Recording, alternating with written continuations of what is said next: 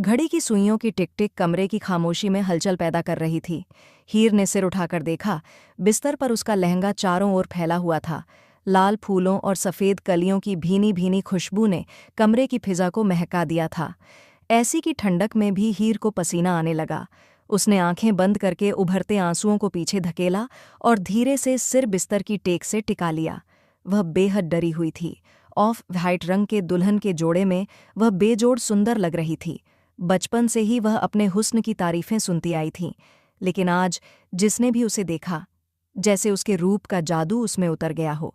कमाल है, दुल्हनें तो सिर्फ लाल जोड़े में सुंदर लगती हैं, आपने ऑफ व्हाइट रंग चुना है, लेकिन उसमें भी आप कयामत ढा रही हो। वेभा ने आईने में झांकते हुए फुसफुसाया था और हीर भी खुद को टकटकी लगाए देखती रह गई थी।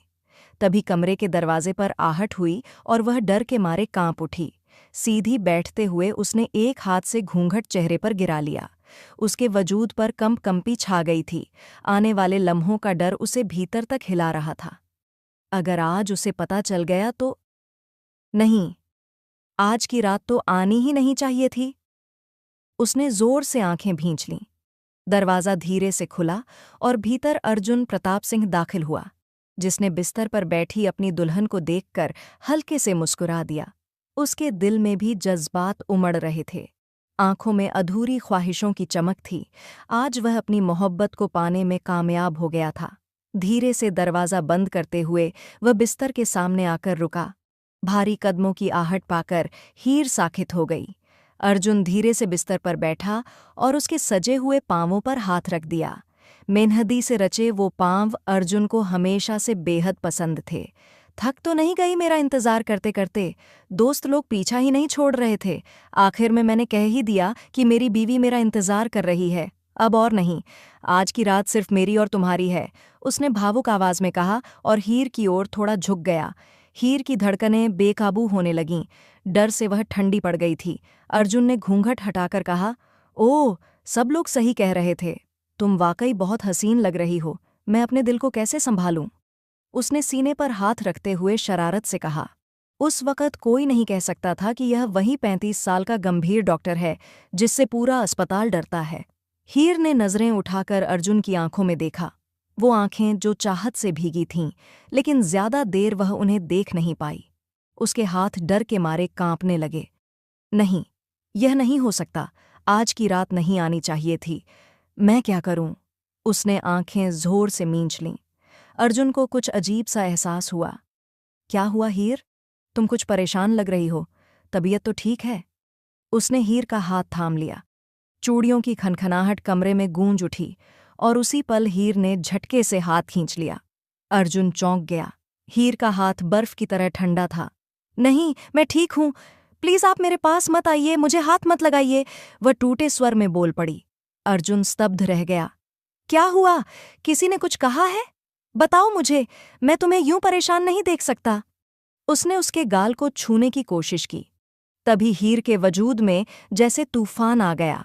एक झटके से अर्जुन को पीछे धक्का देते हुए वह बिस्तर से उतर गई। मैंने कहा ना, मुझे हाथ मत लगाइए, वह लड़खड़ाते हुए बोली और गिरने ही वाली थी कि अर्जुन ने तुरंत थाम लिया। वह पूरी तरह बेहोश हो चुकी थी। अर्जुन का दिमाग सुन्न पड़ गया। हीर का भारी झरदोजी वाला दुपट्टा जमीन पर गिर गया था। उसके स्याह बाल अर्जुन के बाजुओं पर बिखर गए थे और उसके वजूद से उठती खुशबू अर्जुन को दीवाना कर रही थी। उसने नज़रें फेरते हुए हीर को धीरे से बिस्तर पर लिटाया और होश में लाने की कोशिश करने लगा। हीर उसकी चचेरी बहन थी, वो चाचा जो कम उम्र में ही विदेश चला गया था। वहां जाकर वह एक विदेशी लड़की से शादी करके बस गया और फिर कभी हिंदुस्तान लौटकर नहीं आया। जब उसने अपनी शादी की तस्वीरें भेजीं तो हवेली में सन्नाटा छा गया। दादी जान घंटों तस्वीरें सामने रखकर रोती रहीं। तब किसी ने कहा था, क्यों फिक्र करती हैं अम्मा जान, अगर उसने शादी कर ली है तो इसमें गलत क्या है? वो वहीं खुश रहे। अर्जुन प्रताप सिंह के पिता विशाल प्रताप सिंह ने अपनी मां को ढांढस बंधाया था। उन्होंने गहरी सांस ली, लेकिन ये दिलासे किसी काम न आए। केवल 1 साल के भीतर ही अर्जुन प्रताप सिंह की जुदाई का दूहक सीने में लिए वह इस दुनिया से चली गईं। तब अर्जुन की उम्र केवल 15 साल थी। दादी की मृत्यु के बाद उसने अकेले ही अपने पिता को पूरी हवेली का प्रबंधन करते देखा। कई एकड़ जमीन की देखभाल और निगरानी करते करते विशाल प्रताप सिंह थक जाते थे। तब वह घबराकर अपने भाई को फोन कर देते। अब लौट आओ आरो प्रताप सिंह, तुम्हारे हिस्से की सारी जमीन यहीं पड़ी है। मैं नहीं चाहता कि कल को तुम्हारी संतान कहे कि चाचा ने हमारी जमीन हड़प ली। विशाल प्रताप सिंह की बात पर विदेश में बसे आरो प्रताप सिंह मुस्कुरा देते। मैं नहीं आ सकता, कुछ ही दिनों में अनन्या की डिलीवरी है और तुम्हें पता है ऐसे समय में मेरा यहाँ रहना बहुत जरूरी है। इस पर विशाल प्रताप सिंह चुप हो जाते और कुछ ही दिनों बाद उन्हें खबर मिलती कि आरो प्रताप सिंह के घर एक प्यारी सी बेटी ने जन्म लिया है। हवेली में एक बार फिर खुशियां लौट आईं। समय बीतता गया और धीरे धीरे आरो प्रताप सिंह का संपर्क सबसे खत्म होता चला गया। यहाँ तक कि 18 साल बीत गए और 18 वर्षों बाद जब अचानक आरो प्रताप सिंह की मृत्यु की खबर हवेली में पहुंची तो एक बार फिर हवेली की दीवारें कांप उठीं। आरो प्रताप सिंह की बेटी हेर प्रताप सिंह अपने पिता के पार्थिव शरीर के साथ भारत आ रही है। माँ का तो पहले ही देहांत हो चुका है, अब वह यहीं हमारे साथ हवेली में ही रहेगी, विशाल प्रताप सिंह ने गंभीरता से सबको बताया। अर्जुन प्रताप सिंह ने चौंक कर अपने पिता की ओर देखा। आप चिंता मत कीजिए अब्बूजान, मैं खुद एयरपोर्ट जाकर उसे रिसीव कर लूंगा। अर्जुन की बात पर विशाल प्रताप सिंह ने सिर हिलाया। तुम्हारे कॉलेज का टेस्ट कैसा रहा? उन्होंने मुड़कर अपने छोटे बेटे की ओर देखा, जो लापरवाही से मोबाइल पर गेम खेल रहा था। डैड, टेस्ट बहुत अच्छा हुआ, उम्मीद है कि एडमिशन मिल जाएगा, लेकिन आपने कहा था कि अगर मेरा टेस्ट क्लियर हो गया तो आप मुझे एक शानदार स्पोर्ट्स बाइक दिलवाएंगे। आपको अपना वादा याद है ना? बेटे की बात पर विशाल प्रताप सिंह हल्का सा मुस्कुराए। उनका यह बेटा अर्जुन के बिल्कुल विपरीत था, अत्यंत शरारती, लापरवाह और मस्ती में मग्न रहने वाला। और अर्जुन, उसने तो शिक्षा पूरी होते ही शहर में खुद का एक अस्पताल खोल लिया था और अब तक उसे डॉक्टर बने कई साल हो चुके थे। सभी लोग अब आरो प्रताप सिंह की बेटी हेर प्रताप सिंह का इंतजार कर रहे थे, जो इस समय अपने पिता की पार्थिव देह लेकर भारत आ रही थी। बार बार आंसू पोंछती वह भीतर से भयभीत थी। भले ही वह विदेश में पली बड़ी थी, लेकिन वह तो एक कॉकरोच को देखकर भी डर जाया करती थी। अब पिता के पार्थिव शरीर को भारत लाना उसके लिए कितना कठिन था, ये वही जानती थी। कंधों तक आते बालों को उसने पोनी में बांध रखा था।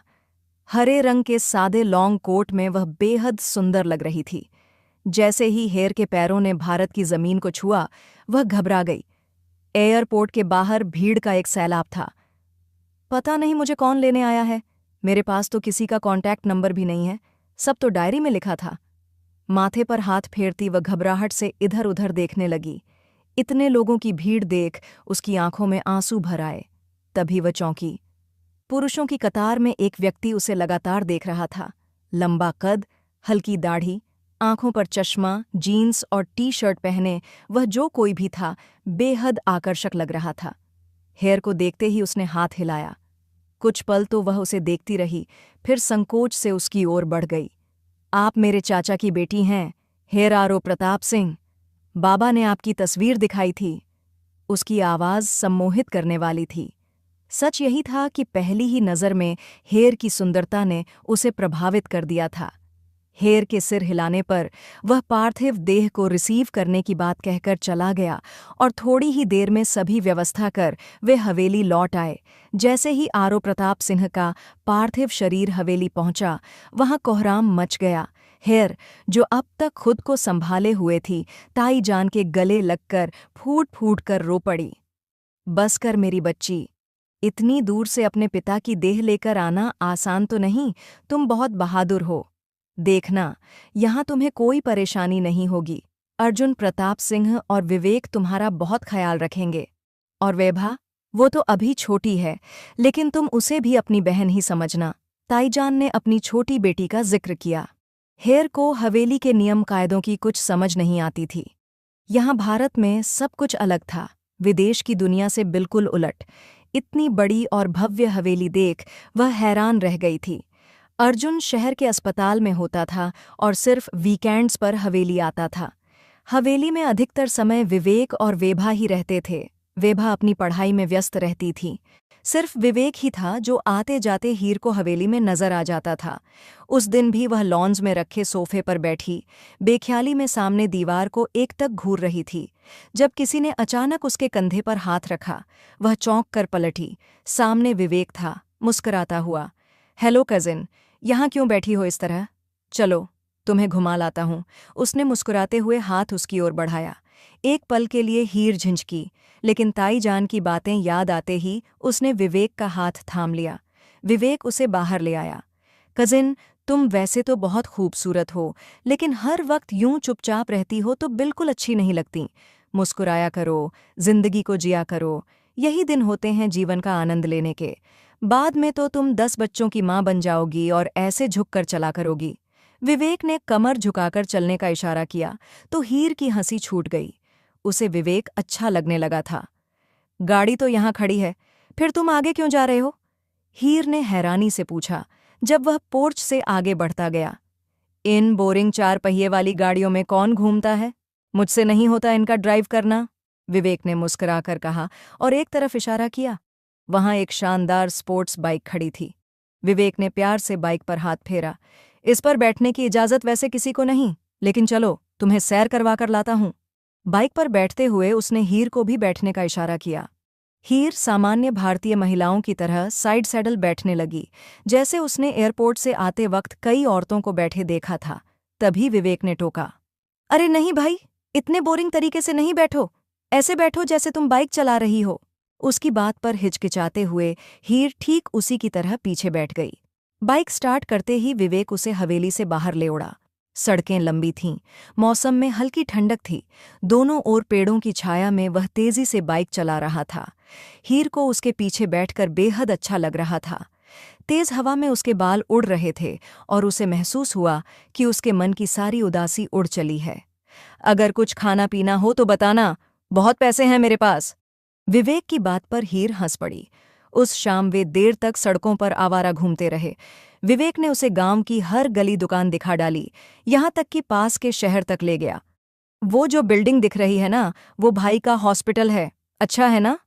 दूर से नजर आती भव्य इमारत को देखकर हीर सचमुच प्रभावित हुई थी।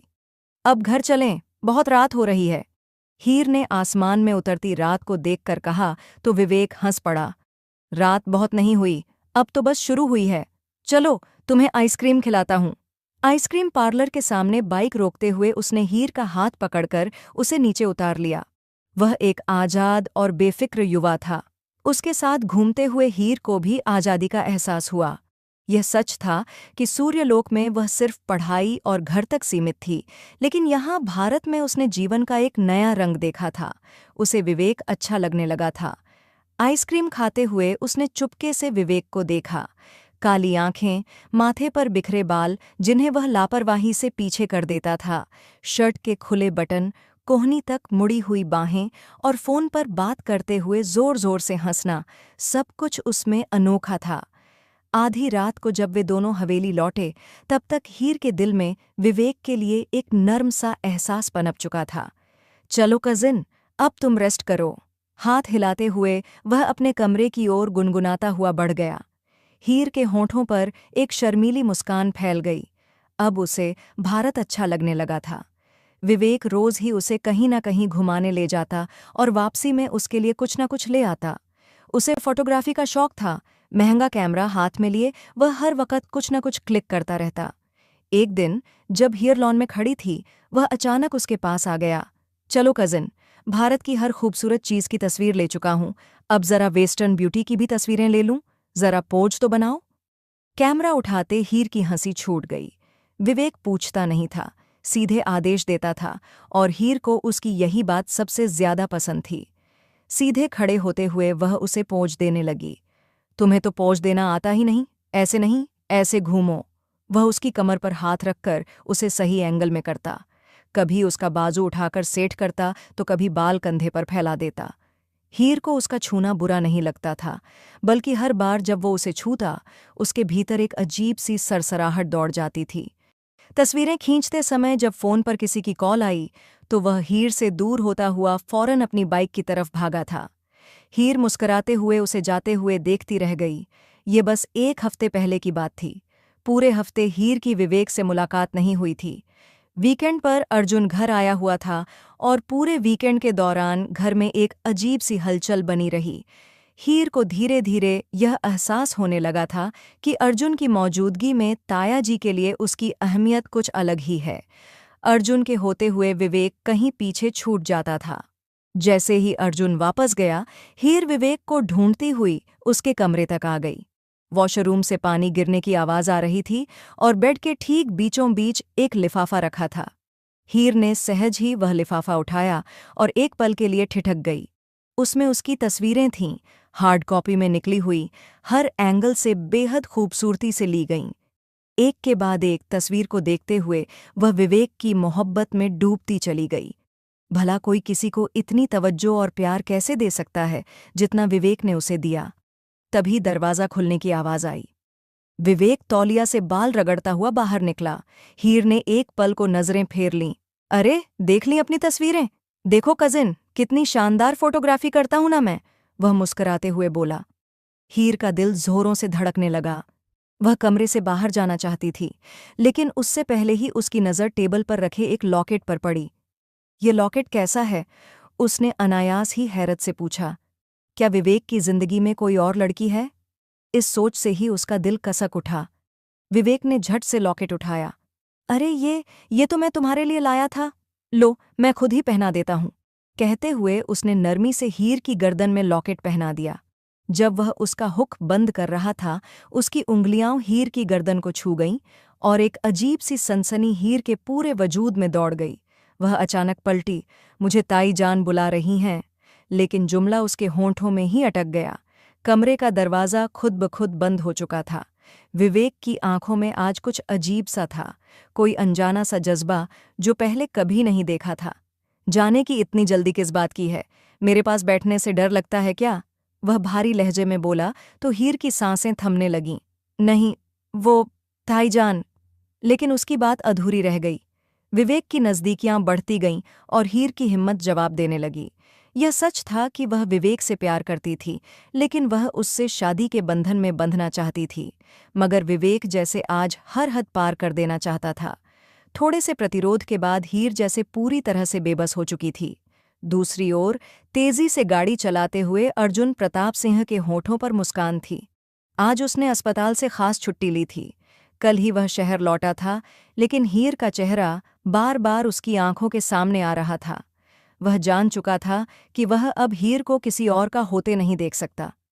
कल ही तो अम्मा जान ने कहा था कि वे हीर की शादी करना चाहती हैं, वे उसे उदास नहीं देख सकतीं।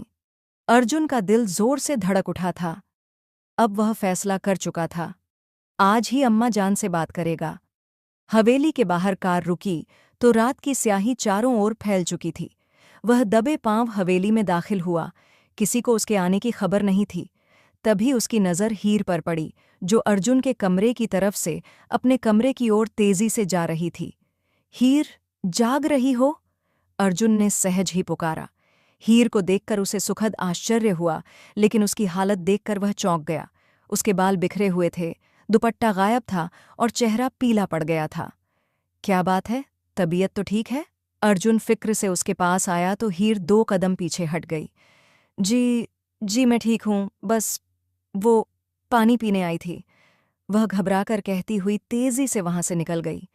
अर्जुन ने हैरानी से उसे देखा और फिर उसके होठों पर मुस्कान बिखर गई। यही तो वजह थी कि उसे हीर पसंद थी।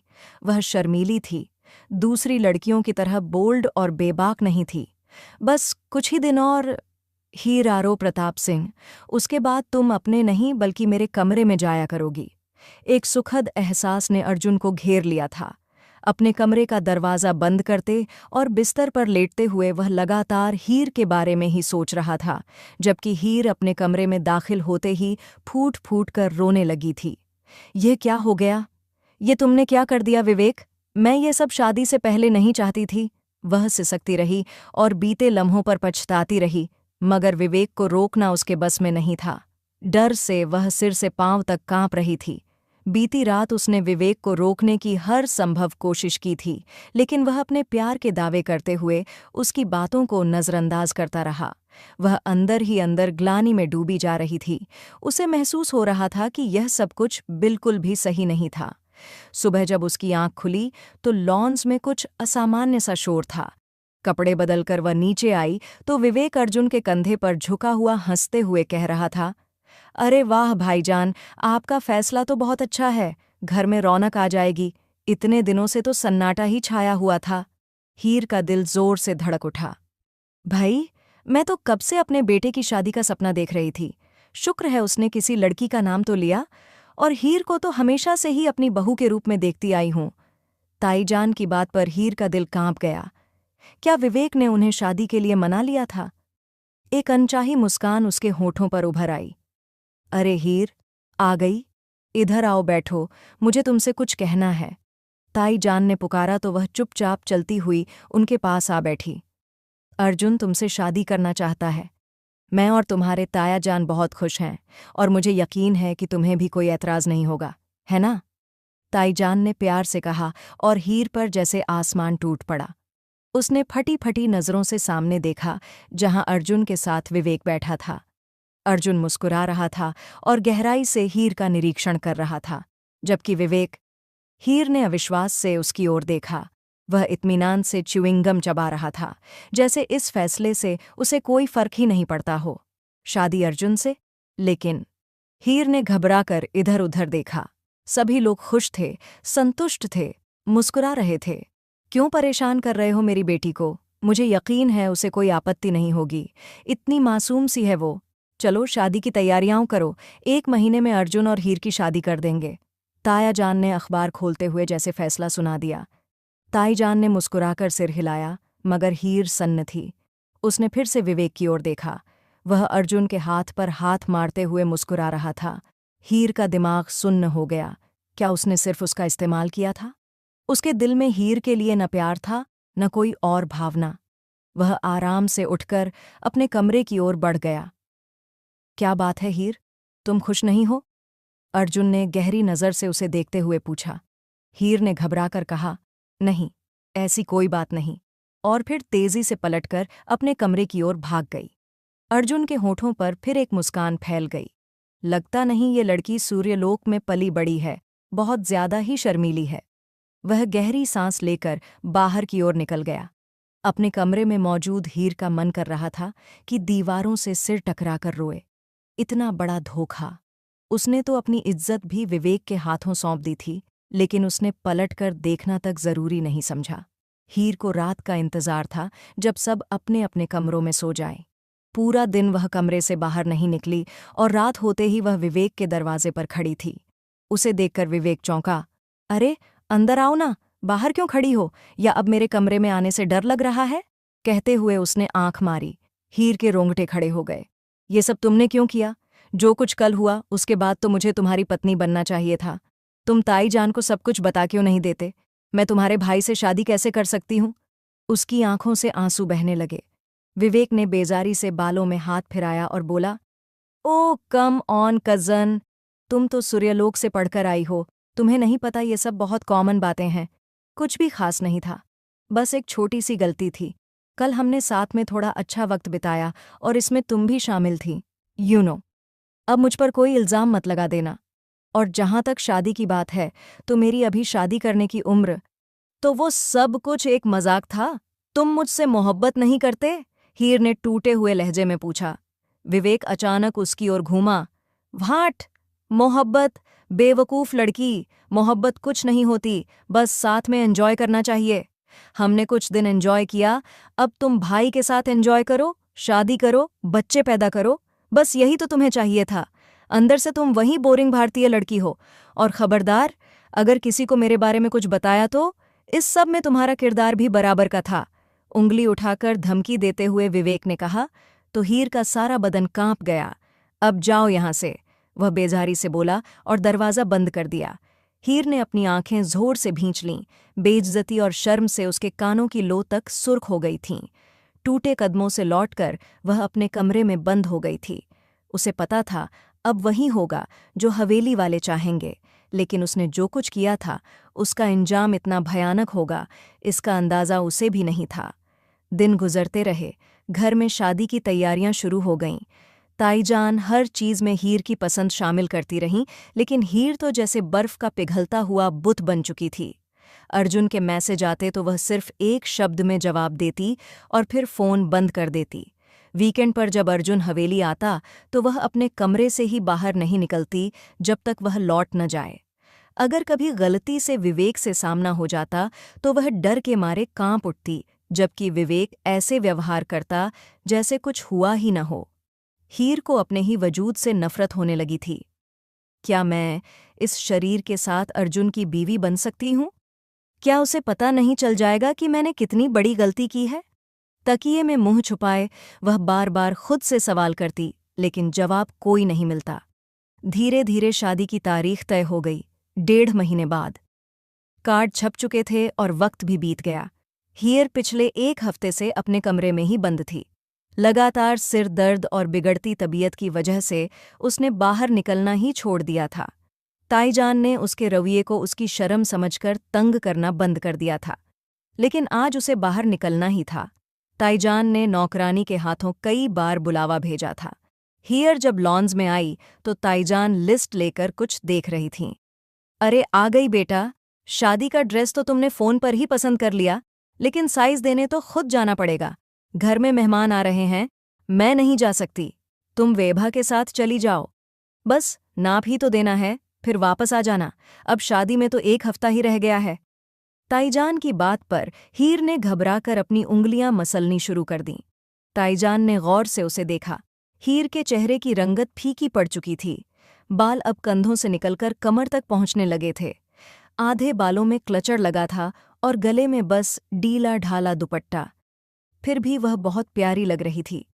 ताईजान ने प्यार से कहा, फिक्र मत करो हीर, शादी के वक्त ऐसा हर लड़की के साथ होता है। अर्जुन तुमसे बहुत प्यार करता है, तुम्हें बहुत खुश रखेगा। हीर ने आंखों में आती नमी को छुपाते हुए बस चुपचाप सिर हिला दिया। ड्राइवर उन्हें शहर के एक बुटीक में ले आया, जहां टेलर पहले से ही मौजूद थी। हीर ने बेमन से अपना नाप दिया। सुबह से ही उसकी तबीयत खराब थी, बार बार चक्कर आ रहे थे और खाने की किसी भी चीज़ को देखकर उसे घिन आ रही थी। यहाँ तक कि पानी पीने के बाद भी उसे उल्टी हुई थी। इस वक्त भी थोड़ी देर खड़ी रहने के बाद उसकी सांस फूलने लगी थी। मजबूरन वह पास रखे सोफे पर बैठ गई। क्या हुआ हीर आपी, आपकी तबीयत ठीक नहीं है? वेभा, जो कि 13 साल की मासूम बच्ची थी, घबरा कर उसके पास आई। हीर ने धीमे से कहा, हाँ, तबीयत खराब है, इस हालत में घर तक नहीं जा सकती। ड्राइवर से कहती हूँ कि किसी नज़दीकी क्लिनिक में ले चले ताकि दवा ले लूँ। हीर ने खुद को संभालते हुए बाहर आकर ड्राइवर से कहा, तो उसने उन्हें एक निजी क्लिनिक पहुंचा दिया। तुम गाड़ी में ही बैठो, मैं बस दवा लेकर आती हूँ, हीर ने वेभा से कहा और खुद अंदर चली गई। क्लिनिक में ज्यादा भीड़ नहीं थी।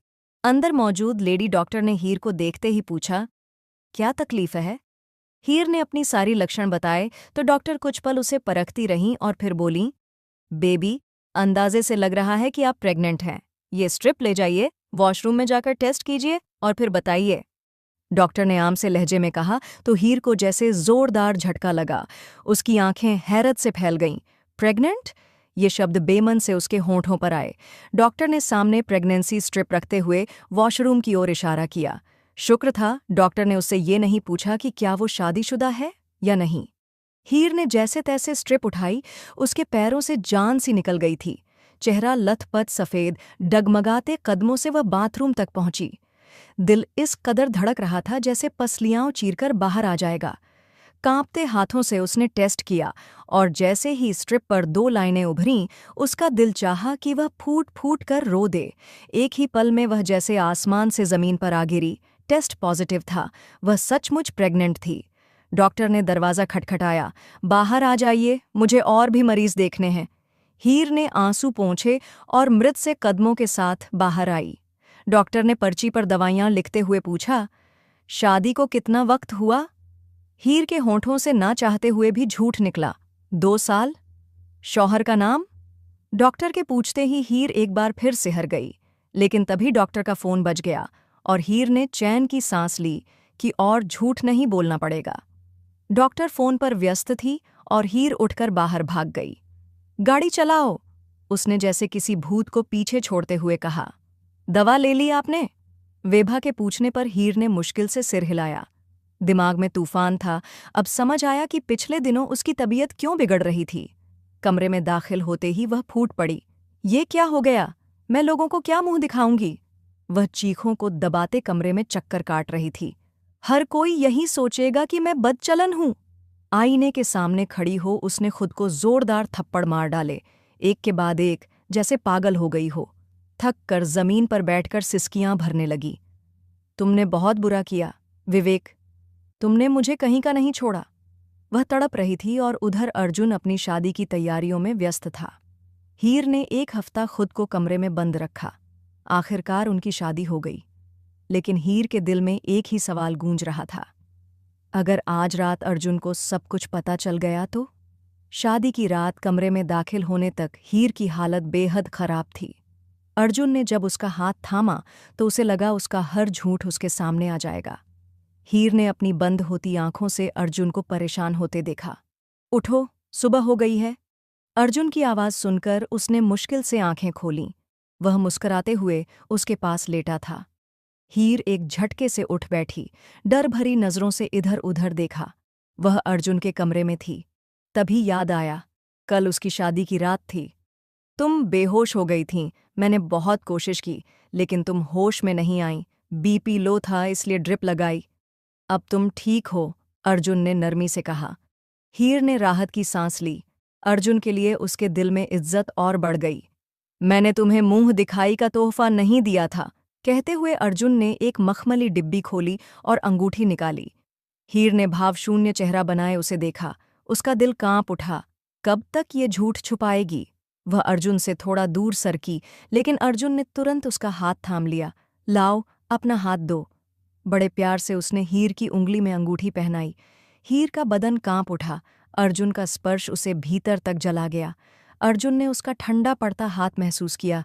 इट्स ओके, हीर। मुझे जल्दी नहीं है। पहले तुम ठीक हो जाओ, फिर हम इस रिश्ते को शुरू करेंगे। लेकिन एक बात याद रखना, मैं तुमसे बहुत प्यार करता हूँ। हीर ने अविश्वास से उसकी आंखों में देखा। तभी दरवाजे पर दस्तक हुई। ताईजी उन्हें नाश्ते के लिए बुलाने आई थीं। शादी के दूसरे दिन उसे फिर से सजाकर अर्जुन के पास बैठा दिया गया। जो भी देखता, देखता ही रह जाता। चाँद सूरज की जोड़ी है बिल्कुल। वह अर्जुन की तपती नज़रों को अपने ऊपर महसूस कर रही थी।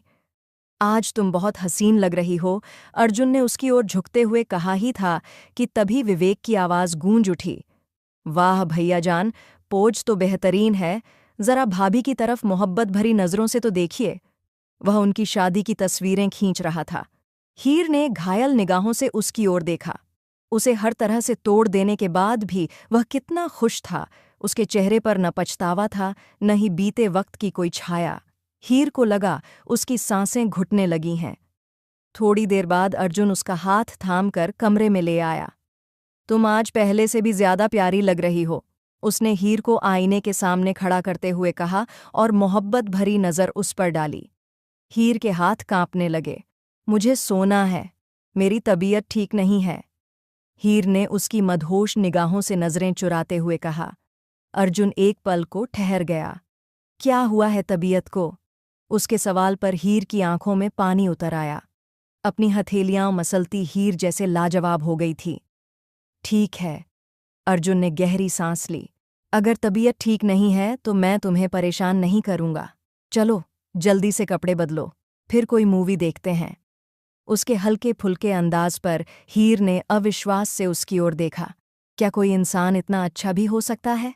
वह तेजी से पलटकर वॉशरूम में चली गई ताकि अर्जुन उसके बहते आंसू न देख सके। वह न जाने कितनी देर शॉवर के नीचे खड़ी रोती रही और जब बाहर निकली तो अर्जुन उसका इंतजार करते करते गहरी नींद में सो चुका था। हीर को खुद पर अफसोस होने लगा।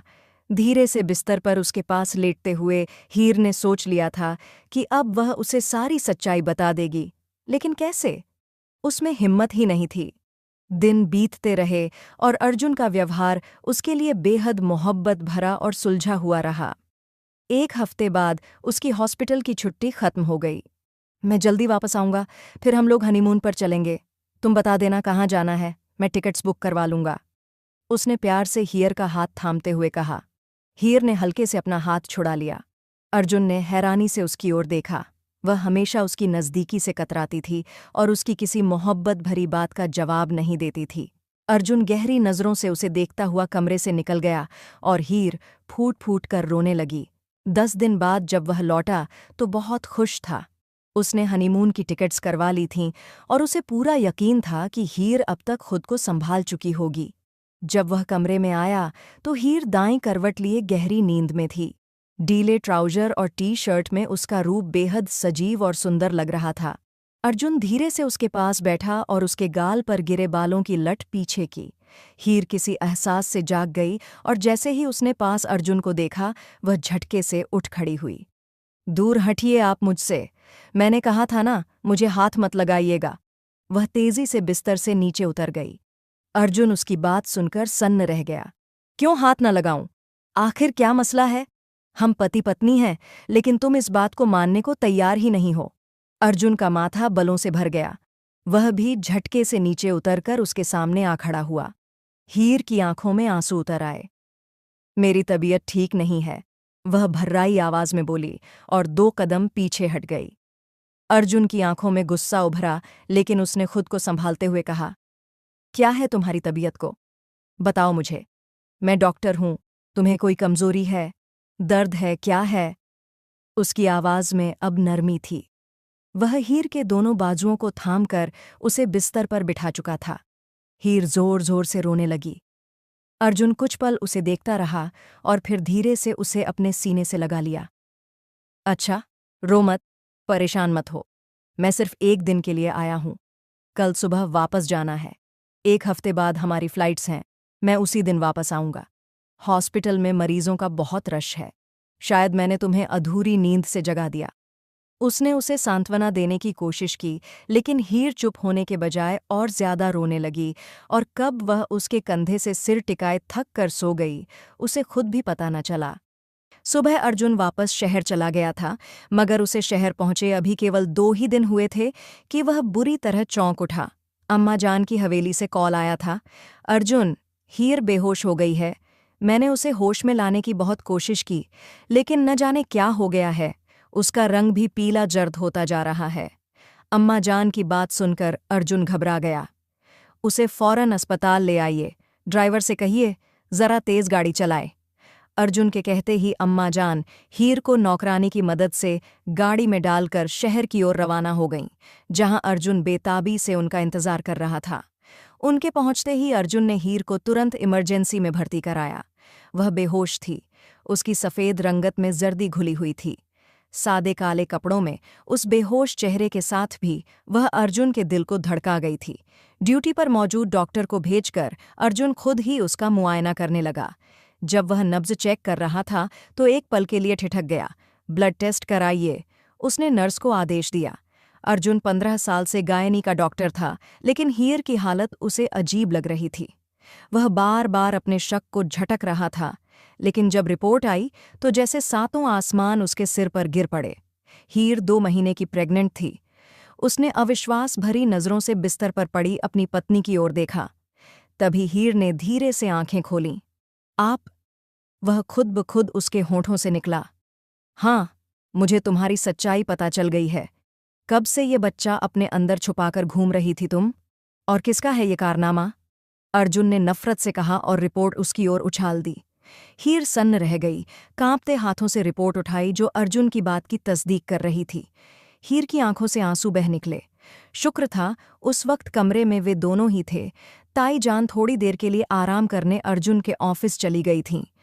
प्लीज मेरी बात सुनिए, मैं आपको सब कुछ बताने वाली थी, हीर ने कांपते होठों से कहा। अर्जुन ने ताज्जुब भरी नज़र उस पर डाली। क्या बताने वाली थी? तुम तो मुझे हाथ तक नहीं लगाने देती, लेकिन किसी और के साथ? वाक्य अधूरा छोड़ अर्जुन ने दीवार पर मुक्का मारा। यकीन नहीं आता कि मेरी बीवी इतनी घटिया किरदार की हो सकती है। क्यों किया ये सब मेरे साथ? मैं तो तुमसे प्यार करने लगा था। उसकी आंखें भीगने लगीं। वह ऊंचा लंबा मर्द उस वक़्त अपनी बीवी के सामने हार गया था। हीर ने सर झुका लिया। उसे पता था अब क्या होगा। अर्जुन उसे तलाक देगा, हवेली वाले भी निकाल देंगे। सिसकियां उसके लब्बों से टुकड़ों में टूटती रहीं। मैं जा रहा हूं तलाक के कागज बनवाने, उसी से शादी करो जिससे तुम्हें ये सब करके खुशी मिलती है, कहकर अर्जुन ने नफरत भरी नजर डाली और कमरे से बाहर निकल गया। तभी नर्स घबराई हुई कमरे में दाखिल हुई। अर्जुन अभी कॉरिडोर में पहुंचा ही था कि उसका मोबाइल बजा। सर, प्लीज वापस आइए, आपकी पेशेंट की तबीयत बहुत खराब हो गई है, उन्हें ब्लीडिंग हो रही है। वह सन्न रह गया। हीर की बिगड़ती हालत ने उसकी जान निकाल दी। कुछ पल पहले तक जो वह टूट चुका था, अब उस पर बस एक ही ख्याल हावी था, हीर को कुछ नहीं होना चाहिए। वह उल्टे कदम कमरे की ओर भागा। नर्स हीर की गिरती धड़कनें चेक कर रही थीं। इनका मिसकैरेज हो गया है शायद, ब्लीडिंग बहुत ज्यादा है, पहले से ही इनका ब्लड लेवल कम है, हमें कुछ करना होगा। नर्स की बात सुन अर्जुन ने आगे बढ़कर उसका ब्लड प्रेशर और हार्टबीट चेक किया। सब कुछ खतरे की घंटी बजा रहा था। D&C के लिए OT तैयार करो, और हाँ, मेरी वालिदा को कुछ पता नहीं चलना चाहिए, उन्हें बस यही कहना है कि मेरी मिसेस का ट्रीटमेंट चल रहा है, अर्जुन ने गंभीर लहजे में कहा। हीयर एक बार फिर बेहोशी की हालत में जा रही थी और उसी हालत में उसने अर्जुन को अपने ऊपर झुकते देखा। मुझे माफ कर दीजिए, टूटे हुए लफ्ज उसके होंठों से निकले। अर्जुन ने उसका हाथ थामा। खामोश हो जाओ। उसकी आवाज इस बार नरम थी। हीर की आंखों के सामने अंधेरा छाता चला गया और D&C करते वक्त अर्जुन की आंखें साखित थीं। साथ मौजूद डॉक्टर उसके सब्र पर हैरान थे, और अर्जुन, वो तो अपने दिल की दुनिया तहस नहस हो जाने से बिल्कुल बेखबर था। उसे समझ नहीं आ रहा था कि वह ये सब क्यों कर रहा है। उसे तो हीर से नफरत करनी चाहिए थी, उसे ठुकरा कर अपनी जिंदगी से निकाल देना चाहिए था, लेकिन उसकी तकलीफ पर वो बेचैन क्यों हो गया था। हीर का खून तेजी से बह रहा था, और खून मंगवा कर चढ़वाते हुए अर्जुन ने एक नज़र उसकी ओर डाली। उसका रंग चादर की तरह सफ़ेद पड़ चुका था, गर्दन एक ओर झुक गई थी, वह पूरी तरह बेहोश थी। D&C की प्रक्रिया पूरी हो चुकी थी। 1 घंटे बाद उसे प्राइवेट रूम में शिफ्ट कर अर्जुन ने थके हुए अंदाज में अपना गाउन उतार दिया था। अम्मा जान को वो पहले ही हवेली वापस भेज चुका था और उन्हें तसल्ली दे दी थी कि हीर को सिर्फ ताकत की दवाइयों की ज़रूरत है। वह सिर हिलाते हुए लौट गई थीं। उन्हें अपने बेटे की काबिलियत पर पूरा भरोसा था। जब हीर ने आंखें खोलीं, उसके सामने अस्पताल की सफ़ेद छत थी। उसने कमजोरी से अपना हाथ देखा, ड्रिप धीमी गति से चल रही थी, गला सूख रहा था, सिर में दर्द की लहरें उठ रही थीं। उसने धीरे से गर्दन मोड़ी, वह बिल्कुल पास खड़ा था। उसे अपनी ओर देखते पाकर हीर मुस्कुरा उठी। अब कैसी तबीयत है, दर्द तो नहीं हो रहा? बेड के पास बैठते हुए अर्जुन ने धीरे से उसका हाथ थाम लिया। हीर की आंखों में पानी उतर आया। मैं आपको सब कुछ बताना चाहती थी, लेकिन हिम्मत नहीं हुई, लड़खड़ाते लहजे में वह बोली। अर्जुन ने उसके चेहरे की ओर देखा। वह इस चेहरे से बेपनाह मोहब्बत करता था। मैं समझ सकता हूँ, इस वक्त तुम्हारी तबीयत ठीक नहीं है, हम बाद में इस बारे में बात करेंगे। अगर तुम चाहो तो मैं तुम्हें तलाक दे दूंगा, तुम्हारी खुशी मेरे लिए सबसे अहम है। अर्जुन की बात जैसे हथौड़े की तरह हीर पर गिरी। नहीं, प्लीज, मुझे तलाक नहीं चाहिए। आपने पूछा तक नहीं कि यह बच्चा किसका था? आंसुओं को रोकते हुए वह सब कुछ बताने लगी। शुरू से अंत तक उसने अर्जुन से एक लफ्ज भी नहीं छुपाया। जैसे ही विवेक का नाम लिया, अर्जुन का चेहरा सफ़ेद पड़ गया। उसके हक पर डाका डालने वाला और कोई नहीं, उसका छोटा भाई था। उसके कदम डगमगा गए, लेकिन हीर की नम आंखें गवाही दे रही थीं कि वह झूठ नहीं बोल रही। मेरे पास सारे मैसेज और चैट्स मौजूद हैं जो विवेक ने मुझे भेजे। मैं झूठ नहीं बोल रही। अपनी बात के अंत में उसने टूटे हुए लहजे में कहते हुए आंखें बंद कर लीं, जैसे अब खुद को अर्जुन के हवाले कर दिया हो। वह जो सज़ा दे उसे मंजूर हो। अर्जुन बिल्कुल खामोश, साकित बैठा रहा। तकदीर ने ऐसा पलटवार किया था कि वह स्तब्ध था। ये फैसला लेने की घड़ी थी। अगर वह हीर को तलाक देता और जाकर अपने भाई का गिरेबान पकड़ता तो दोनों रिश्ते उसके हाथ से चले जाते, और अगर वह मर्दानगी का सबूत देते हुए चुप रहता तो अपने दिल का क्या करता? अर्जुन ने पीड़ा से आंखें मूंद लीं। जेब में पड़ा उसका फोन लगातार बज रहा था। कॉल उठाकर देखा, हवेली से अम्मा जान की कॉल थी। खुद को संभालते हुए उसने कॉल रिसीव की। दूसरी ओर अम्मा जान बुरी तरह रो रही थीं और बता रही थीं कि विवेक का भयानक एक्सीडेंट हो गया है। अर्जुन सन्न रह गया। इसके बाद हालात बड़ी तेजी से बदले। हीर ठीक होकर घर लौट आई थी, लेकिन हादसे में विवेक की रीढ़ की हड्डी इतनी बुरी तरह प्रभावित हुई थी कि वह जिंदगी भर के लिए अपंग हो गया था। उसकी सारी शरारतें और घमंड हवा हो चुके थे। वह बिस्तर पर पड़ा छत को घूरता रहता था। खाना पीना तक नौकरों के भरोसे था। ताईजान उसे देखतीं तो तड़प उठतीं, लेकिन हीर जानती थी यह सब ऊपर वाले का इंसाफ था। उसने एक मजबूर लड़की का फायदा उठाया था और यही वजह थी कि आज वो इस हालत में पहुंचा था। 1 महीना बीतने के बाद अर्जुन आज शहर से लौटकर घर आया था। हीर चाय लेकर कमरे में दाखिल हुई तो वह किसी गहरी सोच में खोया हुआ था। आपकी चाय? चाय टेबल पर रखकर वह उसके पास खड़ी हो गई। दाईं ओर रखा भूरा लिफाफा उसकी नज़र में आया।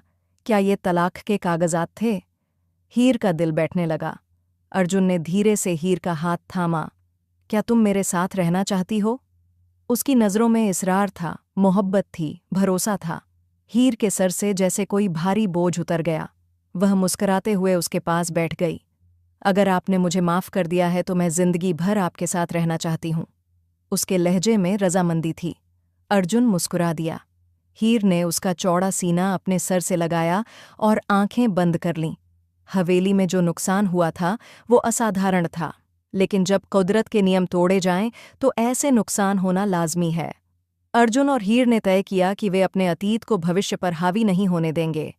एक दूसरे को मोहब्बत से थामे उन्होंने साथ जीने का जो फैसला किया, उसने हीर के अंदर तक सुकून भर दिया था।